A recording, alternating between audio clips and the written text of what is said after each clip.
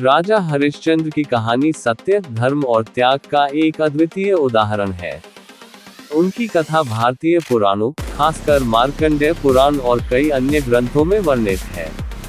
ये कथा राजा हरिश्चंद्र की सत्यनिष्ठा, धैर्य और त्याग को दर्शाती है।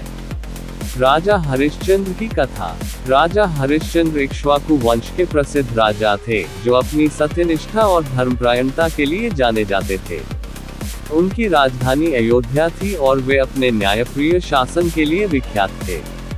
कथा का सारांश। एक दिन राजा हरिश्चंद्र ने स्वप्न में देखा कि उन्होंने एक यज्ञ का संकल्प लिया है। स्वप्न के प्रभाव में उन्होंने ऋषि विश्वामित्र को यज्ञ के लिए अपनी पूरी संपत्ति देने का वचन दे दिया। विश्वामित्र ने उनसे वचन के अनुसार अपना संपूर्ण राज्य मांग लिया। राजा हरिश्चंद्र ने धर्म पालन हेतु अपनी संपत्ति और राज्य ऋषि को सौंप दिया। अब राजा अपनी पत्नी तारामती और पुत्र रोहिताश्व के साथ वन में रहने चले गए।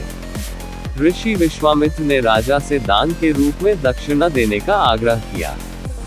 दक्षिणा चुकाने के लिए राजा ने स्वयं को काशी में एक डोम शमशान का रक्षक के पास बेच दिया और उनकी पत्नी तारामती ने एक ब्राह्मण के घर दासी का कार्य करना स्वीकार किया।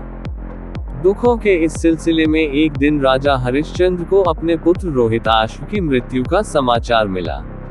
तारामती अपने पुत्र के शव को शमशान में लेकर आई, लेकिन राजा हरिश्चंद्र ने अपने कर्तव्य के अनुसार अंतिम संस्कार के लिए शुल्क मांगा। अपने ही पुत्र के दाह संस्कार के लिए शुल्क मांगने की यह घटना राजा हरिश्चंद्र की सत्यनिष्ठा का चरम बिंदु थी।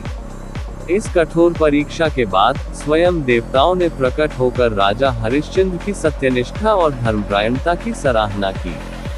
ऋषि विश्वामित्र ने प्रसन्न होकर उन्हें उनका राज्य और परिवार लौटा दिया और उनका पुत्र भी पुनर्जीवित हो गया।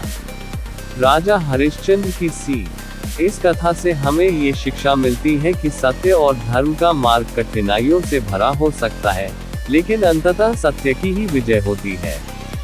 राजा हरिश्चंद्र को भारतीय संस्कृति में सत्य और न्याय का प्रतीक माना जाता है। ये कथा आज भी नाटकों, कथाओं और लोकगीतों में जीवंत है और सत्यवादी जीवन का प्रेरणास्रोत मानी जाती है।